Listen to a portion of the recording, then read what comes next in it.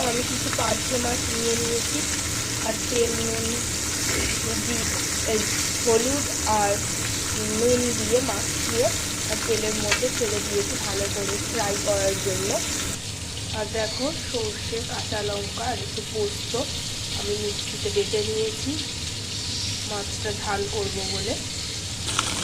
এগুলোকে deep fry করবো, তাই জন্য দিচ্ছি আবার।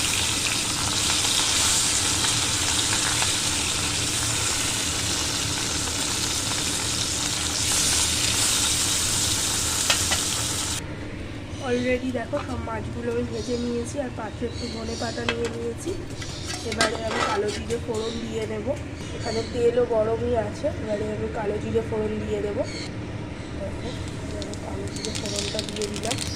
এবারে সর্ষেটা দিয়ে দেবো একটু ভালোভাবে গরম হয়ে গেলে। কালো জিরের গন্ধটা আমার খুব ভালো লাগে, তাই জন্য আমি কালো জিরেটা দিই। এটা অপশনাল, তোমরা দিতেও পারো নাও দিতে পারো, কিন্তু কালো জিরেটা দিয়ে খেয়ে দেখবে খুব ভালো লাগে খেতে। এবারে আমি সর্ষেটা দিয়ে দেবো, অল্প করে নুন দিয়ে দিলাম। এবার আমি হলুদ গুঁড়োটা দিয়ে দেবো, ভালো করে নাড়িয়ে এবারে একটু ফুটে গেলেই মাছগুলোকে ছেড়ে দেবো। এবারে দেখো আস্তে আস্তে মাছগুলোকে সাজিয়ে দেবো।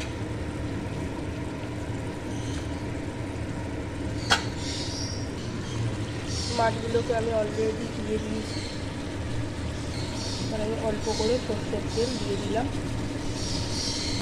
এবারে আমি ধনে পাতা কুচিগুলো ছড়িয়ে দেবো উপর দিয়ে, এটা জাস্ট সেন্টের জন্য দিয়ে দিলাম। এবারে নামিয়ে নেব।